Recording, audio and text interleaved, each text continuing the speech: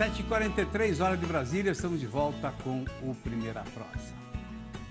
Bom, no final do mês passado, a Embrapa divulgou um documento muito importante chamado Visão 2030, o futuro da agricultura brasileira.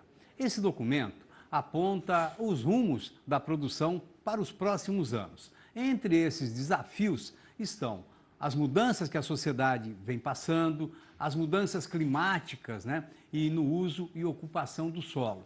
A produção agropecuária com preservação do meio ambiente, maior participação dos consumidores nos rumos do processo de produção e a maior integração entre as diversas áreas do conhecimento para o desenvolvimento e aplicação das novas tecnologias.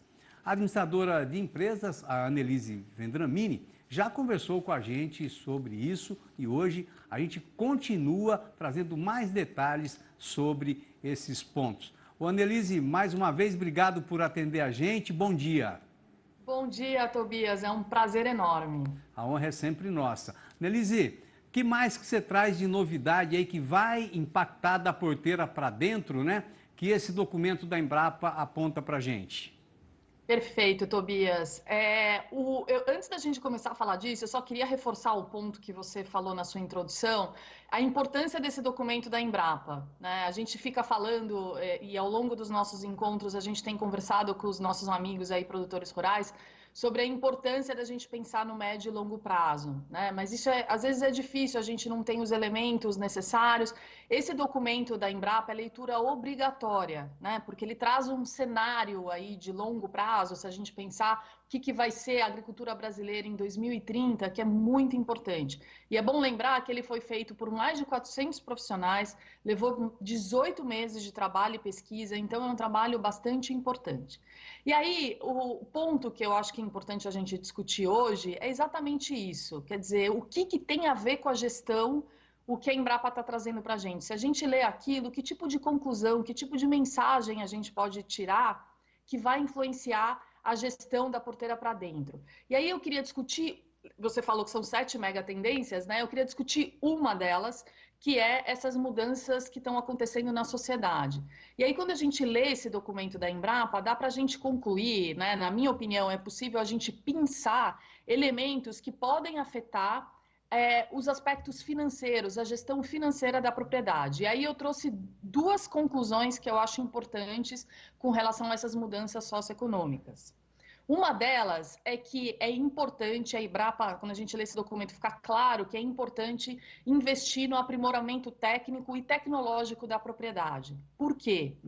Porque desde a década de 50, a gente sabe, tem havido migrações do campo para a cidade, isso tem levado a um esvaziamento do campo, um certo esvaziamento ao longo dessas décadas, o que tem aumentado o custo da mão de obra, E por outro lado, a mão de obra que está lá nem sempre é uma mão de obra muito qualificada.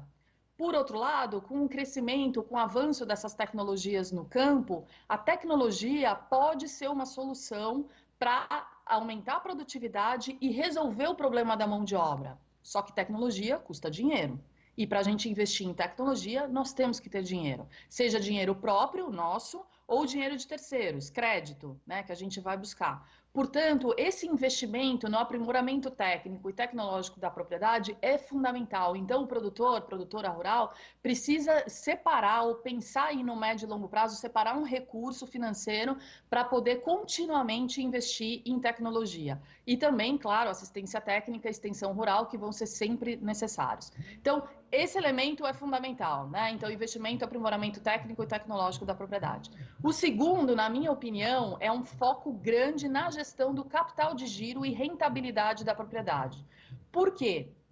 Porque as redes de varejo têm se consolidado, assim como as indústrias de alimento, e elas têm pressionado em preço o produtor rural. E da mesma forma, isso tem levado a uma queda de rentabilidade, e quando eu recebo, demoro mais tempo para receber, isso pressiona meu capital de giro. Então, gestão de capital de giro e achar caminhos para novas rentabilidades, para aumentar a rentabilidade da propriedade rural, como, por exemplo, se conectando diretamente com o consumidor na cidade, hoje já tem aplicativos que estão nessa linha, é algo que precisa estar muito no radar da gestão da porteira para dentro.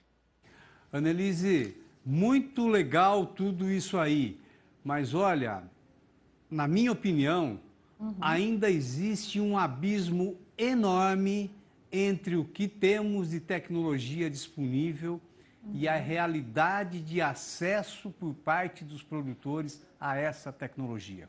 A gente vive mais aqui em São Paulo, né? Tudo aqui acontece primeiro, chega primeiro, as pessoas adotam essas tecnologias aqui na cidade, mas lá no campo, Annelise, a realidade é cruel e perversa em muitas propriedades. A gente tem casos hoje de pecuária, fazendas aí de porte médio, que o pecuarista está passando necessidade, porque está difícil o mercado, não tem preço, as margens dele se achatando. Então eu acho que a gente precisa também, Annelise, dar um jeito de entender como arrumar esses recursos em tempos de crise. Eu acho que é um desafio que eu lanço para você também e fica para o nosso próximo capítulo de conversa.